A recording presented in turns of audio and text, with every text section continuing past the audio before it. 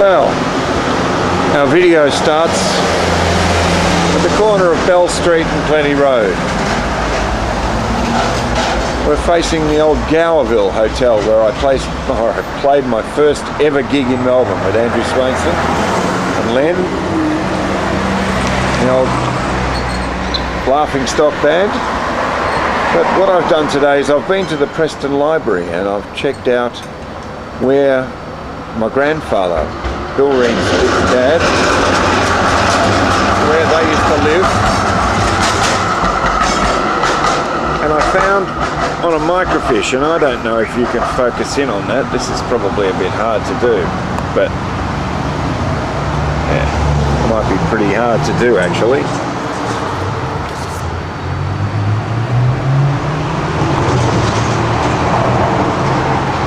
No, you can't read that very well. Let's have a look in there. What it says is that in 1944, 1945, 220 Plenty Road was the site of the Preston South Post Office. And according to Pauline, who I just went to visit her in Bendigo last week, she's just had a stroke. She's 89, I believe. And Lee and Pauline were talking about them living behind 220 Plenty Road, behind the Preston South Post Office. Now, where we are here, this is the Preston South Post Office, and the number is 228. Now, on the microfiche in the library, it states 220. So let's go and have a poke around and see what we can find at 220, which is a bit further down on the south side towards town. This place is 224. So the shop on the corner here might cover two addresses, so there must be either a residence upstairs or out the back. Let's have a look. Well, I've turned up at lunchtime and this place is flat out, serving the local trade. But on the door here, it's got the snack cafe. It has the address of 220 to 222 Plenty Road. So apparently there's a vacant residence upstairs and there's a building or something out the back, but not residential. So I'll just poke my head around the corner and see what. Well, this place on the corner is definitely 220, and I'm not sure if they lived in this place upstairs or whether they lived in a building out the back.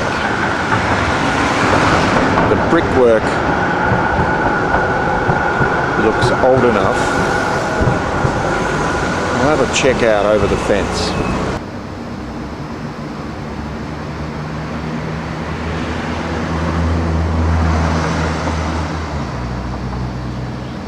Yeah, there's a number of old buildings, outbuildings down there. They don't look like residences, so. Well, this is the back of 220. It's quite conceivable that they might have lived upstairs. There's a number of old buildings. Looks like an old laundry. Shed.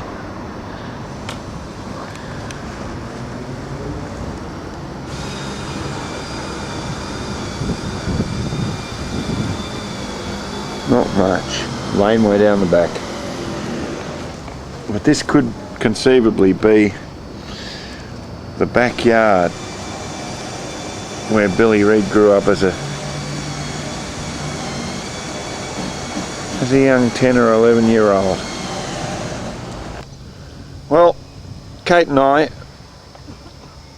you know, I filmed a little bit of 220 Plenty Road earlier, but this afternoon Kate and I have spared a couple of hours coming out to find where Bill Reid Sr. He's buried here at the Broadford Cemetery.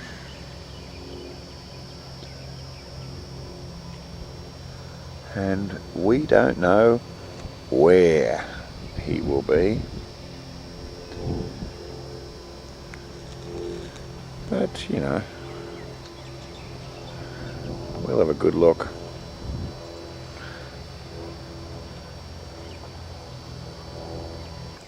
Well, Kate and I have taken half the cemetery each, and down here on the corner there's a lot of earthworks right here. A lot of earthworks. I found this one grave here on the corner. I'll try and focus in on that.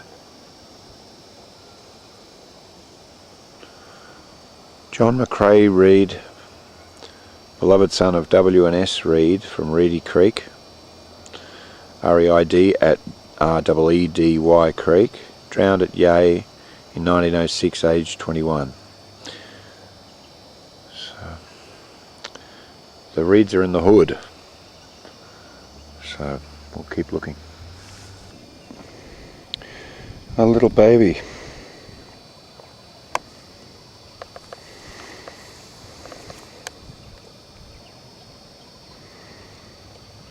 Norman George Reid, 1928.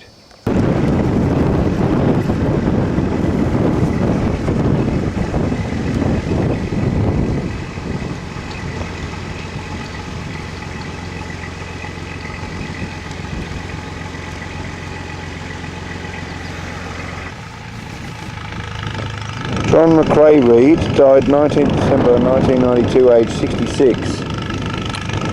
Husband of Caroline Mary, father of Julie, Jane and Jeffrey, beloved grandfather of Nerida. Norman Harold, 1905 to 1978, loving husband of Annie Christina, dear father of Ruth, Don, Pat, Peter, Mary, Bill, Frank, Betty, Margaret, Robert, Maureen, Jean and Helen. A lot of kids. And wife Annie Christina, Nick Hollins. In section N of the Broadford Cemetery, N13, there's a Reid, which we think is W. Reid, with no markings there any longer, but that's a document that we've been able to find here pertaining to another sheet over here. We'll just pass over here onto this sheet here, looking at all the Reids that are buried here. And we look down the very bottom, we've got a Reid W in N13.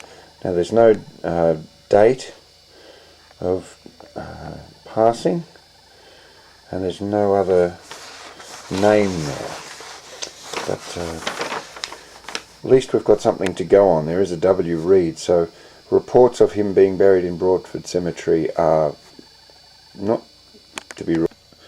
In section N we've got above W. Reid, we've got Margaret Burge and William Burge, L. Patterson and Eliza White in 15, and their dates go from 1946, 1953, no record for L.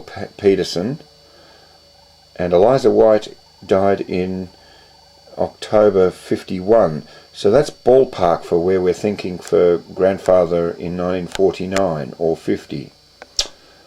Okay, this is good news. I think we may have found him. It's looking stronger.